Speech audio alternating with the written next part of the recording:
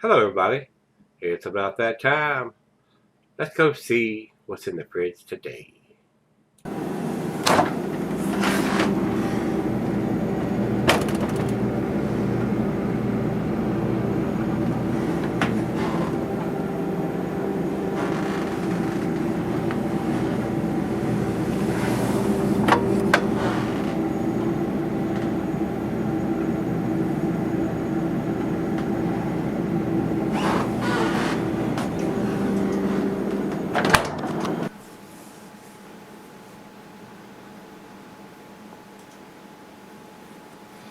Hey, everybody. Welcome to Gregsbeerreviews today. Thanks a bunch for stopping by. I do appreciate it. Today's beer, guys, we're going to re-review one that I did a couple years ago. This is Stone Brewing's Fear.Movie.Lions. I think it doesn't say it on the can, and I said this the last time I reviewed this. They're not claiming it to be a New England style, but they are claiming it to be a hazy double IPA. So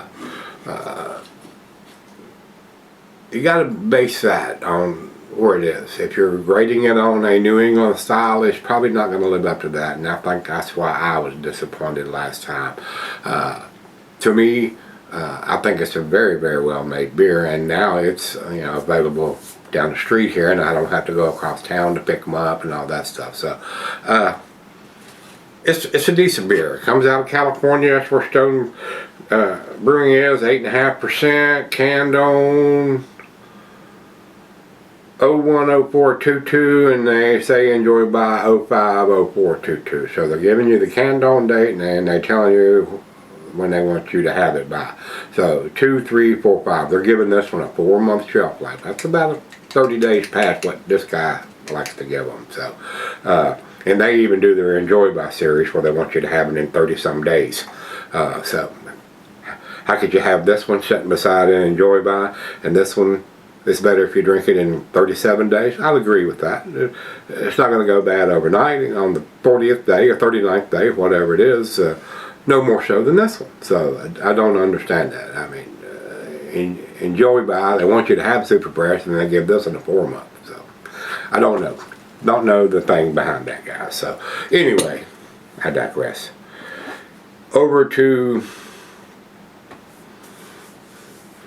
Untappd says, New England style IPAs are all the rage. Fans of Stone repeatedly ask for our take on the style, which can be met with some criticism. Rooted in West Coast style IPAs, agreed? For decades, how would we do it? Fear no more. Our brewers took the approach to deliver incredibly hoppy and aromatic flavor while keeping it very balanced and upping the alcohol, unnoticeably nailing this astonishing one-of-a-kind creation. Overall, this unfiltered double IPA is juiced up with massive floral and mosaic tropical fruit and citrus notes. The mild bitterness and relatively dry body complement the style, and the residual maltiness nicely rounded out. Lingering lime peel and tropical fruit to drive from the hop stands out on the finish, begging one to seek out more. What 3 words pinpoint where this indelible beast was born? The location is printed on the can. So, Brewing, Escondido, California, and Richmond, Virginia. So if I was guessing, I would say this one probably come out of Richmond, Virginia, instead of California. So they're doing like Pariah's got going on now that we talked about the last couple of days. They also now have one in California and one here on the East Coast in Maryland, Baltimore. So very nice. That increases distribution, guys, when they don't have to ship this up all the way across the country. So very good, very nice. So I knew they had built one out here, but I didn't know if it was still operating with COVID and all that kind of stuff. I hadn't heard anything. So with that being said, let's jump back up here. They say 60 IBUs, 8.5%. So let's find out, guys. Let's pop it open and see what we got. And I was so expecting that, and this looks like it come right off their website, and it says, what I just read to you about how would we do it. So that sounds like the brewery talking there. And you can see I'm pouring it right out of the can here, and it is not cloudy and it is not hazy. So, you know, that's some good shit they smoking out there. Must be some of that medical kush stuff. What do you think about that? Some kind of blueberry muffin shit, maybe. Yeah.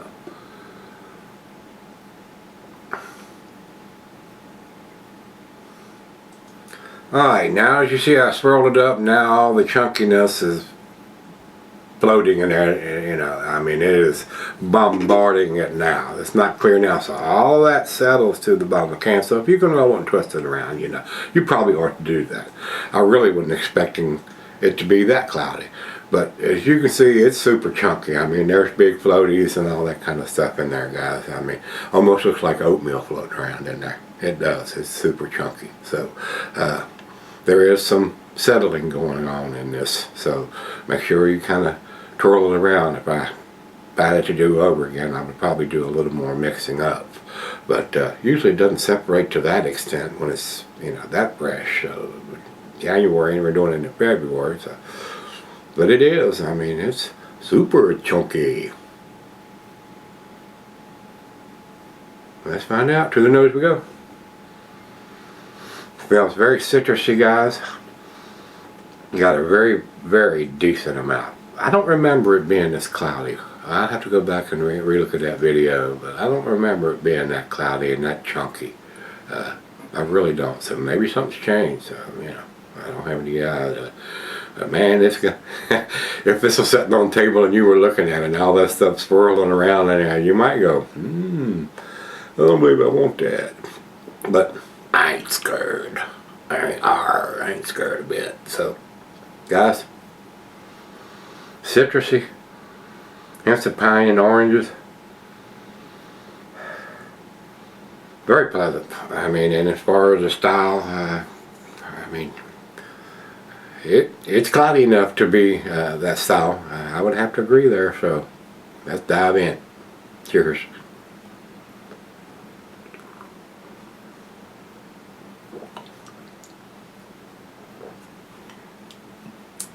Again, pleasant.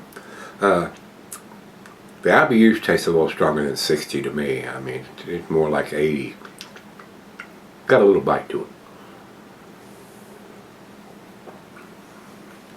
it. It is like a tropical punch. And I think I may have read that somewhere. Flavor notes. Tropical punch, berry, and peach. So, I mean, I'm getting it. It's there.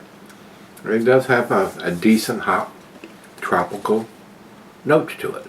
So, again, we're doing the swirly again.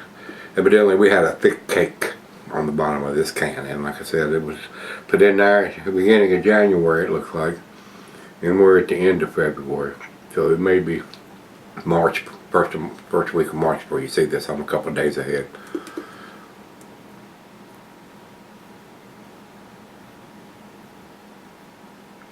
Yeah, there's some big time floaties in this one. And I don't remember that from the last one. Like I said, I don't remember having all that, being this cloudy and being that chunky. I mean,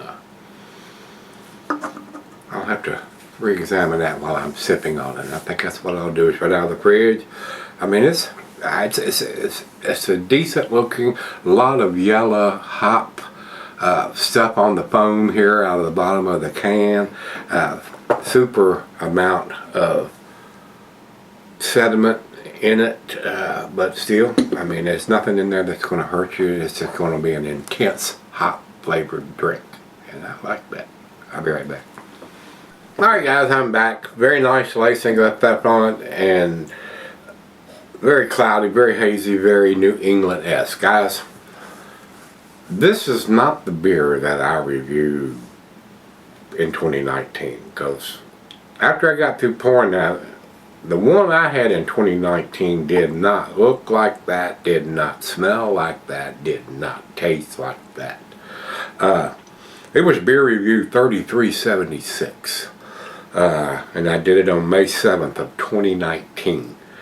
If you guys want to go back and check that one out, you can see what that beer looks like. I mean, it does not look like that beer. So I don't know if they've changed something or something different, or that can was bad or this can is bad. I mean, this is definitely closer to a New England style than what I did back in May 7th of 2019. I'll try to remember to put a link in that, but I wanted to tell you guys that. So y'all, you can probably just search it up. Just type in Fear.Movie.Lions beer reviews and I'll be in there somewhere, I'm sure. But anyway, go back if you want to and look at that beer as I'm pouring it, and I show you the full glass, and then I go through my routine of smelling it and tasting it.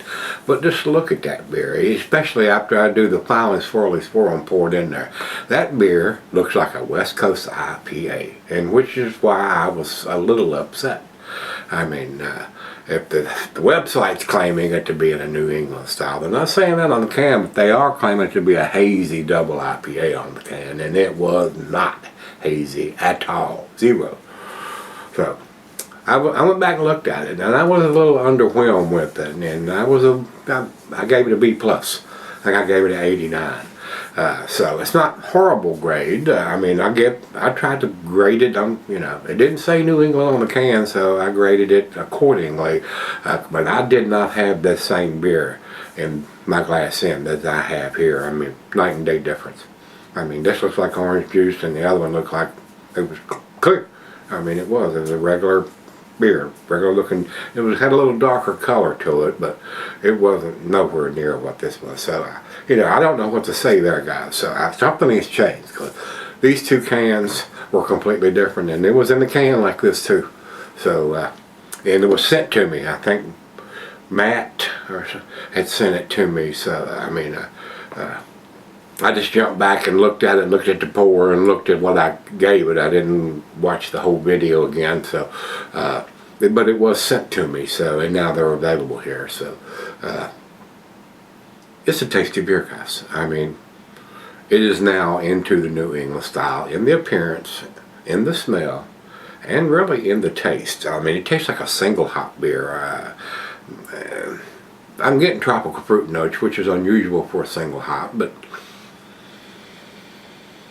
the aromas are not off the chain, is what I'm saying. They're nice, they're there, but they're not off the chain. So, but it's worthy, guys. It's definitely worth picking up, and now that's available at Kroger store where my wife works. I mean, it's real convenient for me, since she just picks it up and brings it home from work. So, real damn convenient. So, just a tasty beer. And I figured I'd have a big cake on the bottom, but all this stuff has dissipated on its own as I've been sipping on it, guys. So there's actually no sediment in the bottom of the glass. So all that stuff, just as I've been sipping on it and moving it around, just dissipated. I mean, you can't even see it in the beer now. It's gone. So don't let it scare you when you get that floaties and chunks of stuff in there. None of that stuff in there is going to hurt you, unless you get them big buttermilk cottage cheese chunks coming out the can. Then it gets a little scary. But them little floaties and stuff, don't be scared. Put on your big boy britches. Final chug.